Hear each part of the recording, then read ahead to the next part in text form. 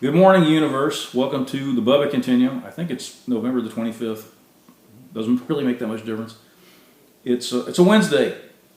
Wonderful day. Absolutely beautiful. It's in the high 60s outside, sunny, not too windy, just absolutely magnificent. Makes you forget all the crummy days that led up to this.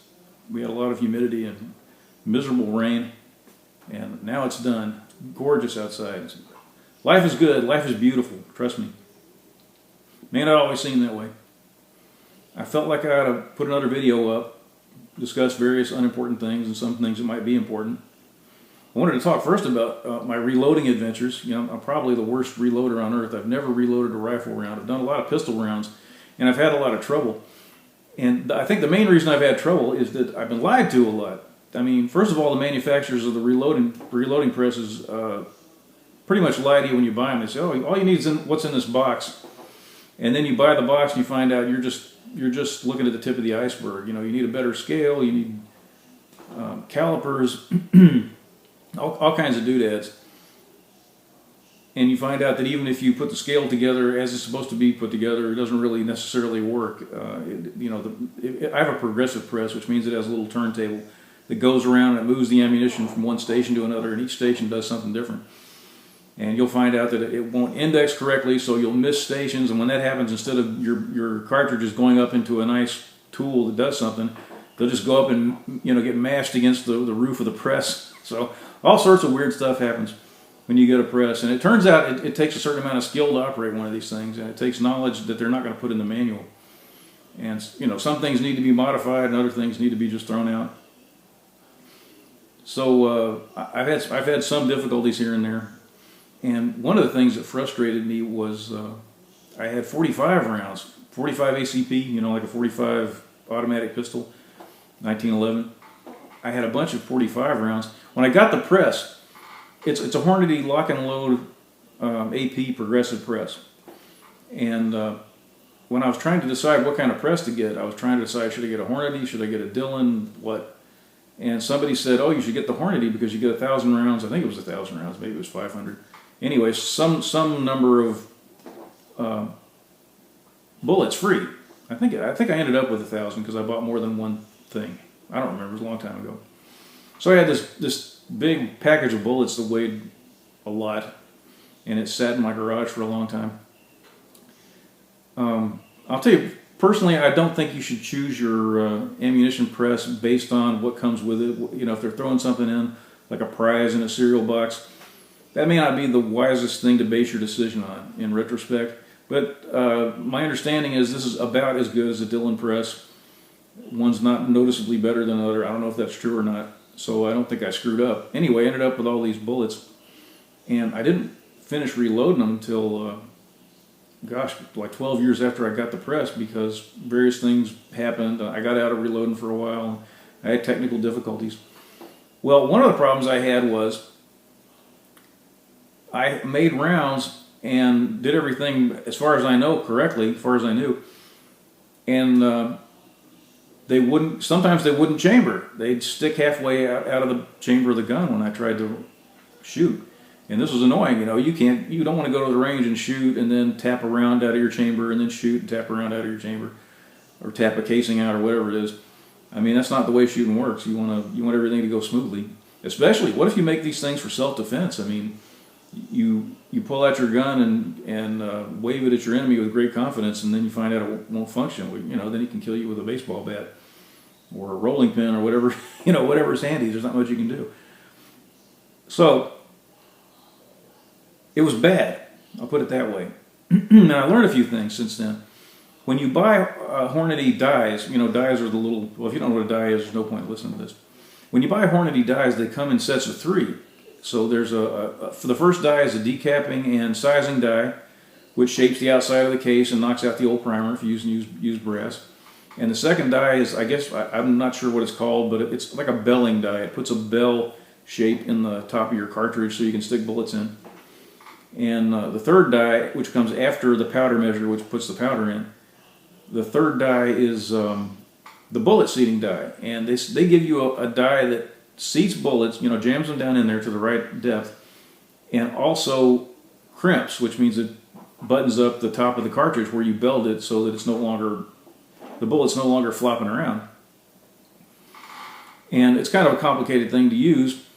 The way it works is you have to adjust two separate things at different heights. I mean, you've got your little ring in there that crimps the outside of your cartridge, and then you've got this rod that pokes down and pushes the bullet in.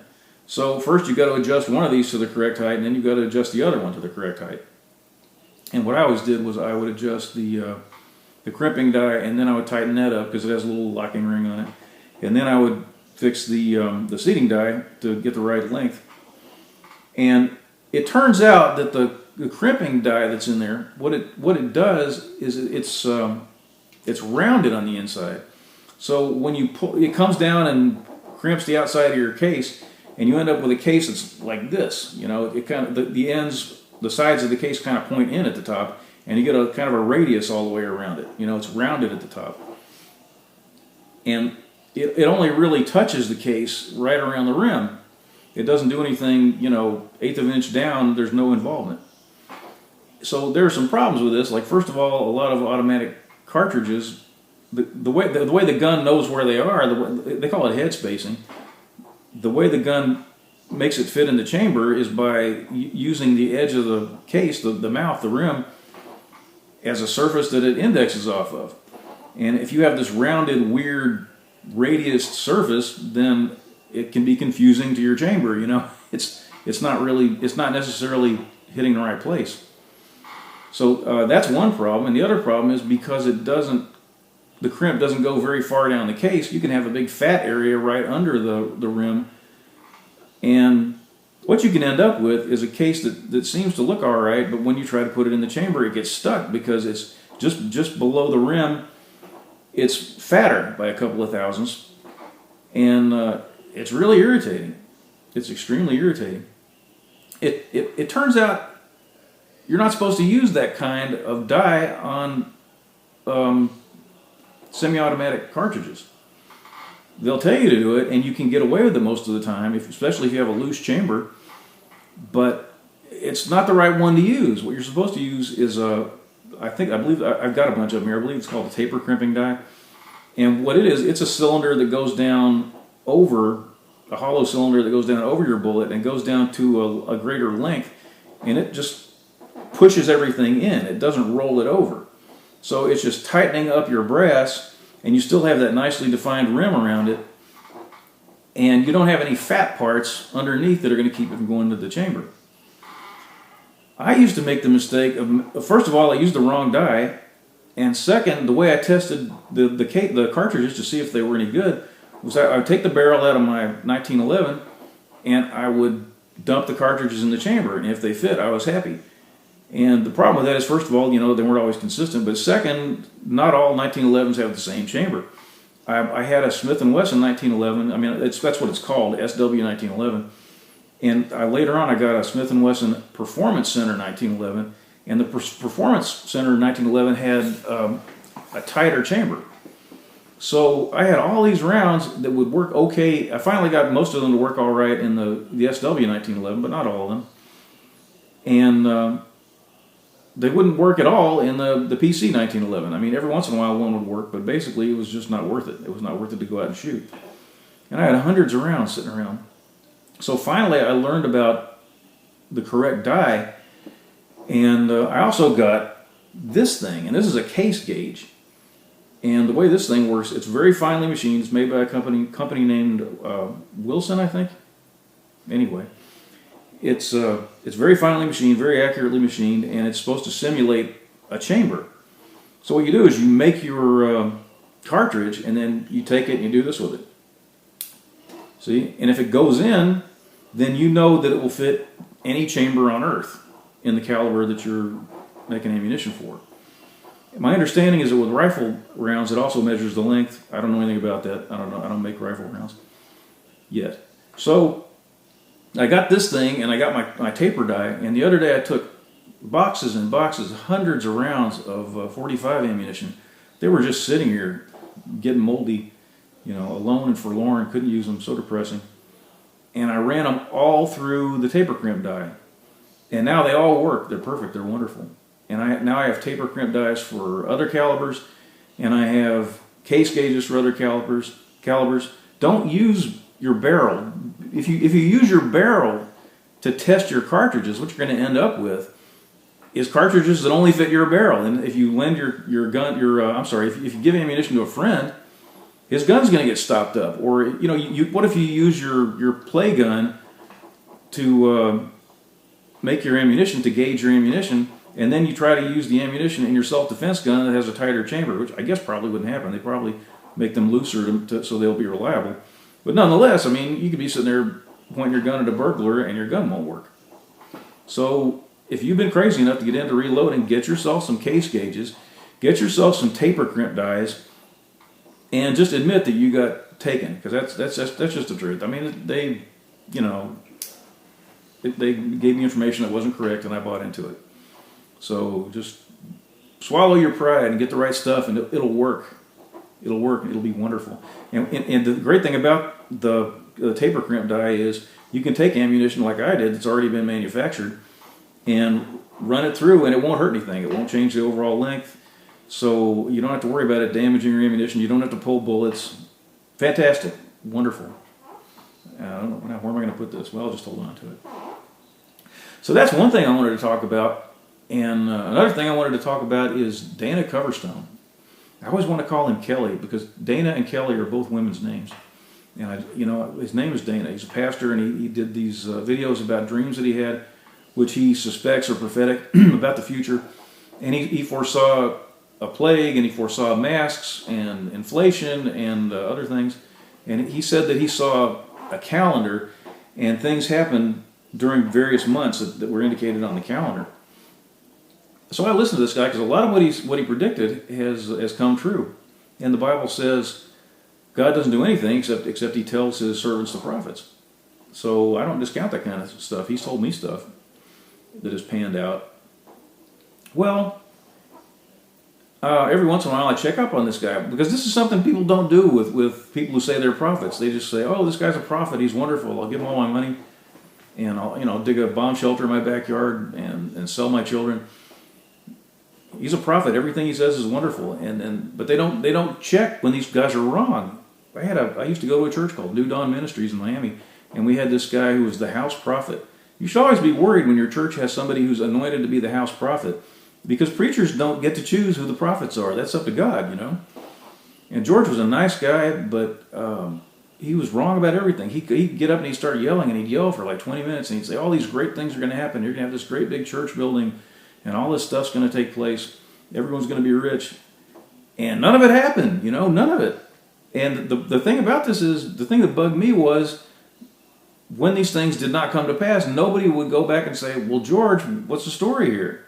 And the pastor was the same way. He'd get up and prophesy things, and then he ended up in prison for raping a little girl. And needless to say, he didn't get a big church building. Things didn't go well. It was terrible. So you got to check up on prophets. And almost nobody does this. All right, so today I decided to look at Dana Coverstone's video about November. And he said that he saw in November Chinese and Russian troops in America, and he saw troops wearing blue UN helmets. And there was chaos, and he said people were beating each other and pummeling each other in the streets. And terrible things were happening. So I don't look at the news these days. I managed to get away from that. God has given me that grace. But I did look around to see if there were any riots taking place, if there's any violence. And I'll tell you an interesting thing. If you want to find out if there are riots going on in America, and you Google to find out what's in the news, you can't Google for riots, because journalism is controlled by Satan, is controlled by leftists who hate God, and they will not call rioters. They will not call rioters. They call them protesters. They're really terrorists. That's actually what they are. And rioters is a nice word for what they are. It's actually a much kinder word than terrorist, which is the correct word. But if you Google riot and rioters, you're not likely to find much stuff. So you have to look for protesters. Protesters burned down the White House and raped everybody within a mile radius. I mean, they're never going to say terrorists or lunatics or whatever the correct word is. stealing big screen TVs, that's a protest. That's a form of protest. Looting liquor stores, that's a protest. Valid form of exercising your First Amendment rights in the eyes of the press. Well, needless to say, there aren't a lot of riots going on right now. I suppose there's always a riot going on someplace, but this wave of violence that he predicted is not happening. And it's November the 25th. So there are 6 days left, right? I mean, what is it, 5.5? I mean, 26, 27, 28, 29, 30, and half of today. The troops aren't here, the UN's not here. Now, like I say, there's 5.5 days left. Something could happen. But in order to have troops from the from Russia and from China in this country on the ground, along with the UN, within the next 5.5 days, something unbelievably atrocious would have to happen, like multiple nuclear blasts or,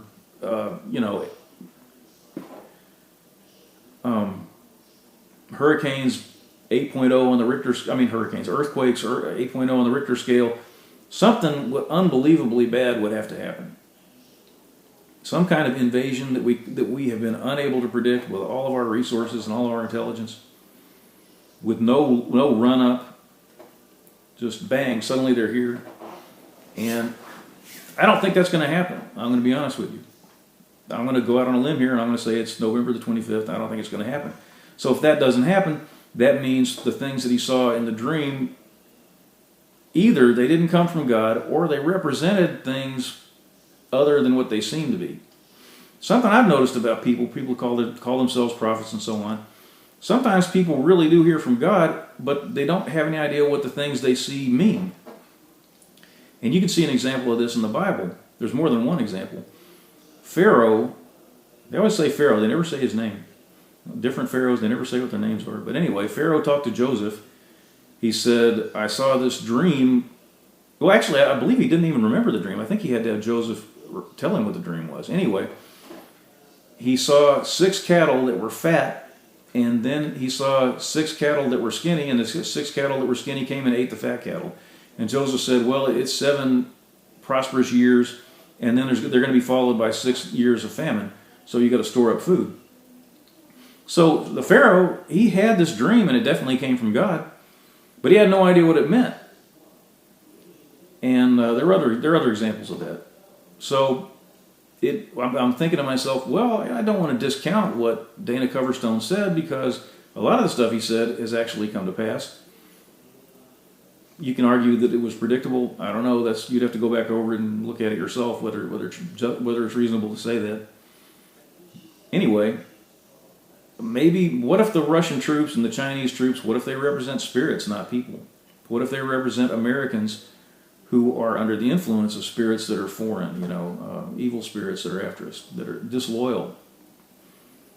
The people on the left that are doing all these rotten things right now, they're traitors. They really are. They don't care about America.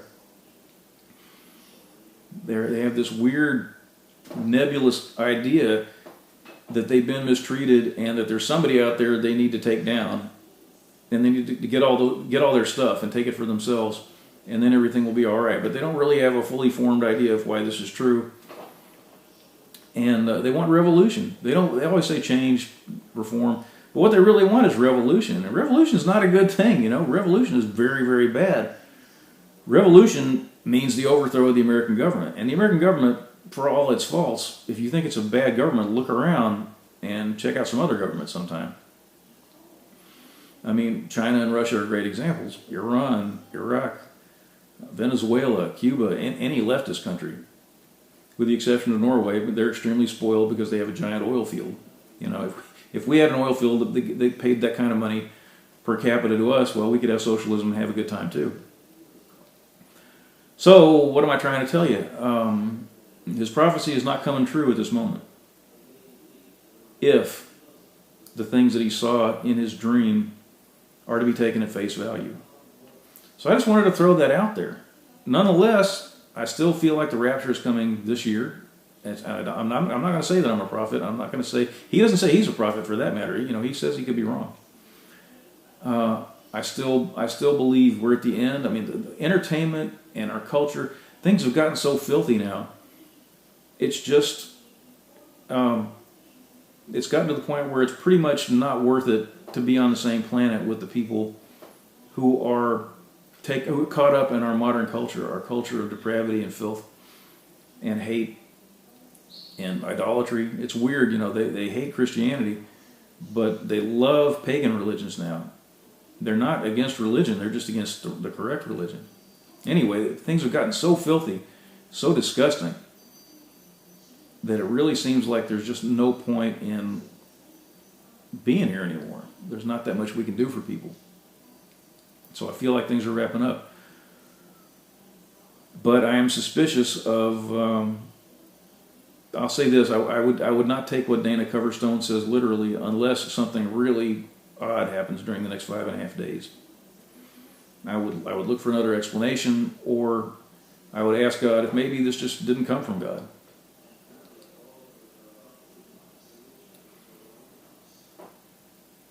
I'm looking forward to a wonderful weekend. A friend of mine's coming down, my childhood friend, the only friend I've got from my childhood. I really want nothing to do with people from my past for the most part, because they're on a totally different frequency now. But my friend Mike is the only friend I've got from my childhood. I actually baptized him a couple of years ago, and he's going to come down. He's going to bring some rifles and pistols, and we're going to go out and shoot. We still have a little bit of ammunition. We're very, very blessed in that regard. And we're going to go out in my pasture and shoot steel targets and just, I don't know, cook and barbecue and have a good time. So I'm looking forward to this weekend. Tomorrow, some friends of mine, they finally got the house of their dreams, not too far from me. They were down in the Miami area, and now they're like 45 minutes away in a 5-bedroom house. And they want to have their first Thanksgiving dinner in their house. And so I'm really looking forward to that. It's going to be, I hope to enjoy myself. I hope things go well. During my remaining time here, I wish I could get something done.